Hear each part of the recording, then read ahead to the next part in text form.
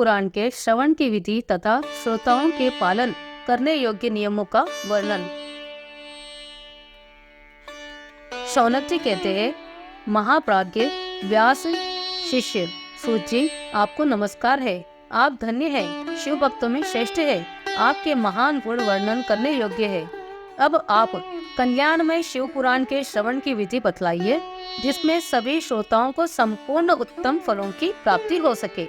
सूत जी ने कहा, मुने शौनक, अब मैं तुम्हें संपूर्ण फलों की प्राप्ति के लिए शिव पुराण के श्रवण की विधि बता रहा हूँ। पहले किसी ज्योतिष को बुलाकर दान मान से संतुष्ट करके अपने सहयोगी लोगों के साथ बैठकर बिना किसी विघ्न बाधा के कथा की समाप्ति होने के उद्देश्य से शुद्ध मुहूर्त का अनुसंधान कराए और प्रयत्न पूर्वक देश देश में स्थान स्थान पर यह संदेश भेजे कि हमारे यहाँ शिव पुराण की कथा होने वाली है। अपने कल्याण की इच्छा रखने वाले लोगों को उसे सुनने के लिए अवश्य पधारना चाहिए। कुछ लोग भगवान श्री हरि की कथा से बहुत दूर पड़ गए हैं। कितने ही स्त्री शूद्र आदि भगवान शंकर के कथा कीर्तन से वंचित है। उन सबको भी सूचना हो जाए, ऐसा प्रबंध करना चाहिए। देश देश में जो भगवान शिव के भक्त हो तथा शिव कथा के कीर्तन और श्रवण के लिए उत्सुक हो, उन सबको आदर पूर्वक बुलवाना चाहिए और आए हुए लोगों को सब प्रकार से आदर सत्कार करना चाहिए। शिव मंदिर में, तीर्थ में, वन प्रांत में अथवा घर में शिव पुराण की कथा सुनने के लिए उत्तम स्थान का निर्माण करना चाहिए। केले के खम्भों से सुशोभित एक ऊंचा कथा मंडल तैयार कराए। उसे सब और फल पुष्प आदि से तथा सुंदर चंदनों से अलंकृत करे और चारों ओर ध्वजा पताका लगाकर तरह तरह के सामानों से सजाकर सुंदर शोभा संपन्न बना दे। भगवान शिव के प्रति सब प्रकार के उत्तम भक्ति करनी चाहिए। वहीं सब तरह के आनंद का विधान करने वाले परमात्मा भगवान शिव के लिए दिव्य आसन का निर्माण करना चाहिए तथा कथावाचक के लिए भी एक ऐसा दिव्य आसन बनाना चाहिए जो उनके लिए सुखद हो सके। मुने, नियम पूर्वक कथा सुनने से श्रोता के लिए भी यथा योग्य सुंदर स्थान की व्यवस्था करनी चाहिए। अन्य लोगों के लिए साधारण स्थान ही रखना चाहिए। जिसके मुख से निकले हुई वाणी देहधारियों के लिए कामधेनु के समान अभिष्ट फल देने वाली होती है। उस पुराण वेता विद्वान वक्ता के प्रति तुच्छ बुद्धि कभी नहीं होनी चाहिए। संसार में जन्म तथा गुणों के कारण बहुत से गुरु होते हैं, परंतु उन सब में पुराणों का ज्ञाता विद्वान ही परम गुरु माना गया है। पुराण वेता पवित्र, दक्ष, शांत, ईर्ष्या पर विजय पाने वाले, साधु और दयालु होना चाहिए। ऐसा प्रवचन कुशल विद्वान इस पुण्यमयी कथा को कहे। सूर्योदय से आरंभ करके 3:30 पहर तक उत्तम बुद्धि वाले विद्वान पुरुष को शिव पुराण की कथा सम्यक रीति से बांचनी चाहिए।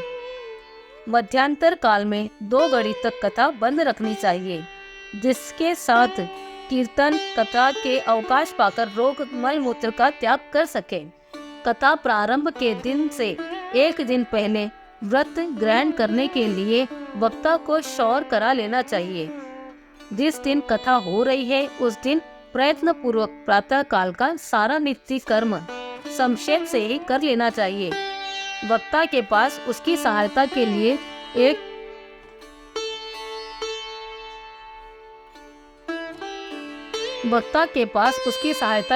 एक दूसरा ऐसा विद्वान स्थापित करना चाहिए।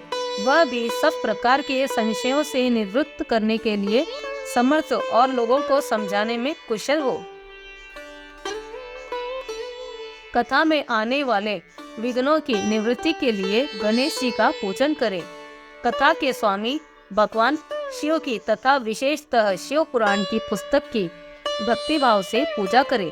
तत्पश्चात उत्तम बुद्धि वाला श्रोता तन मन से शुद्ध एवं प्रसन्न चित्र और आदर पूर्वक शिव पुराण की कथा सुने।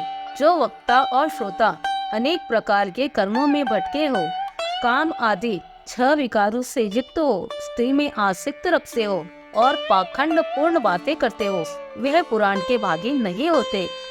जो लौकिक चिंता तथा धन, ग्रह एवं पुत्र आदि की चिंता को छोड़कर कथा में मन लगाए रहते हैं, उन शुद्ध बुद्धि वाले पुरुषों को उत्तम फल की प्राप्ति होती है।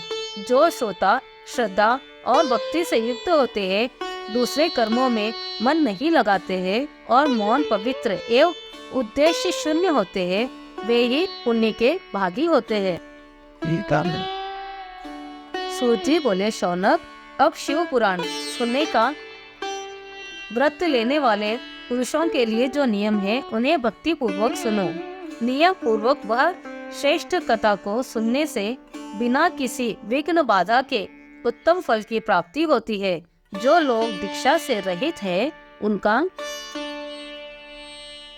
कथा श्रवण में अधिकार नहीं है। अतः मुने, कथा सुनने की इच्छा वाले सब लोगों को फल वक्ता से दीक्षा ग्रहण करनी चाहिए। जो लोग नियम से कथा सुने, उनको ब्रह्मचारी में रहना, भूमि पर सोना, पत्तल में खाना और प्रतिदिन कथा समाप्त होने पर ही अन्न ग्रहण करना चाहिए। जिसमें शक्ति हो वह पुराण की समाप्ति तक उपवास करके शुद्धता पूर्वक भक्ति भाव से उत्तम शिव पुराण को सुने।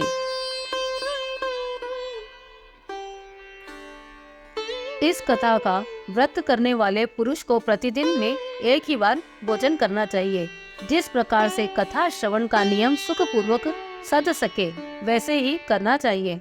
गरिष्ठ अन्न, दाल, जल, अन्न, सेम, मसूर, भाव दूषित तथा बासी अन्न को खाकर कथाव्रती पुरुष कभी कथा को ना सुने। जिसने कथा का व्रत ले रखा है, वह पुरुष प्याज, लहसुन, हींग, गाजर, मादक वस्तु तथा आमिष कही जाने वाली वस्तुओं का त्याग कर दे। कथा का व्रत लेने वाले पुरुष काम, क्रोध आदि 6 विकारों को, ब्राह्मणों की निंदा को तथा पतिव्रता और साधु यंत्रों की निंदा को भी त्याग दे।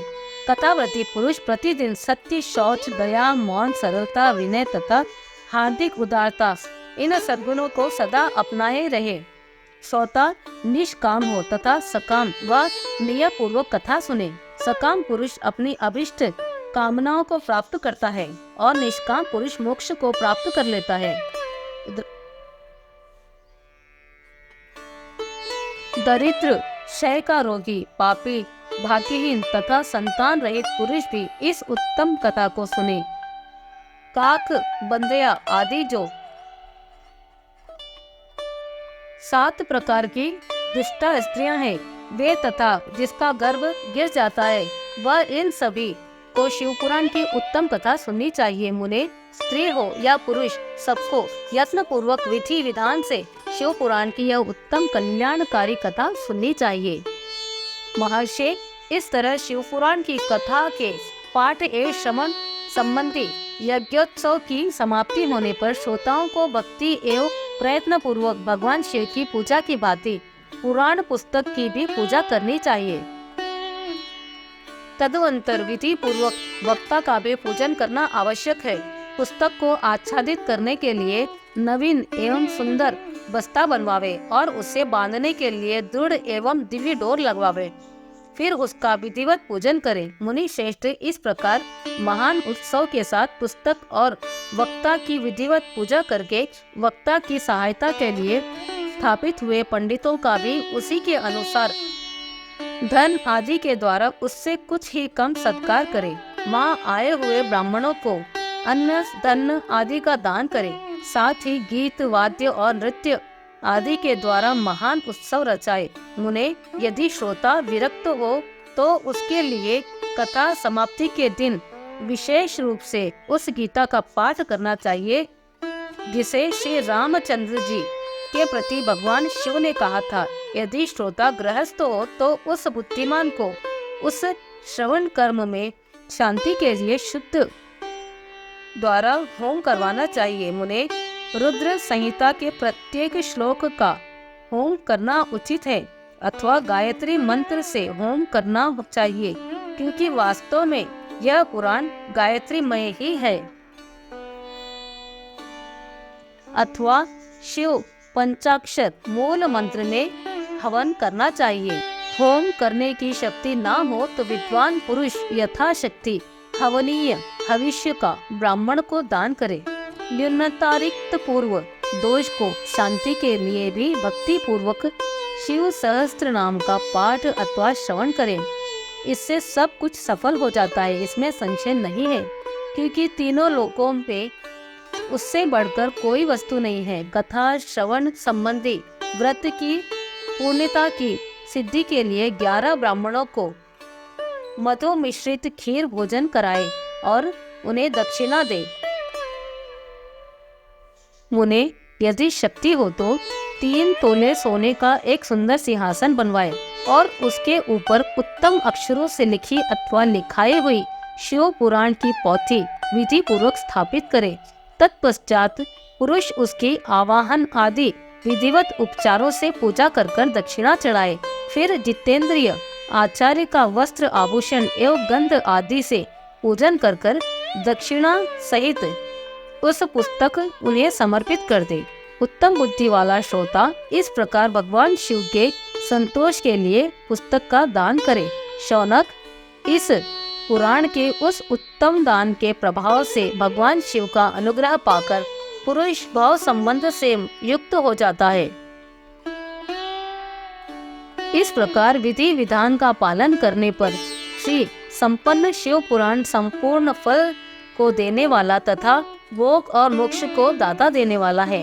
उन्होंने शिव पुराण का वह सारा महात्म्य जो संपूर्ण अभिष्ट देने वाला है मैंने तुम्हें कह सुनाया है। और क्या सुनना चाहते हो श्रीमान? शिव पुराण समस्त पुराणों के भाल का तिलक माना गया है। यह भगवान शिव को अत्यंत प्रिय, रमणीय तथा भव रोग का निवारण करने वाला है। जो सदा भगवान शिव का ध्यान करते हैं, जिनकी वाणी शिव के गुणों की स्तुति करती है और जिनके दोनों कान उनकी कथा सुनते हैं, इस जीव जगत में उन्हीं का जन्म लेना सफल है। वे निश्चय ही संसार सागर से पार हो जाते हैं। भिन्न भिन्न प्रकार के समस्त गुण उनके सच्चिदानंदमय स्वरूप का कभी स्पर्श नहीं करते। जो अपनी महिमा से जगत के बाहर और भीतर भा समान है तथा जो मन के बाहर और भीतर वाणी एवं मनोवृत्ति रूप में प्रकाशित होते हैं, वह अनंत आनंद धन रूप परम शिव की शरण में जाते हैं। 6वां और 7वां अध्याय समाप्तम। वीडियो के एंड तक बने रहने के लिए आप सभी का तहे दिल से धन्यवाद।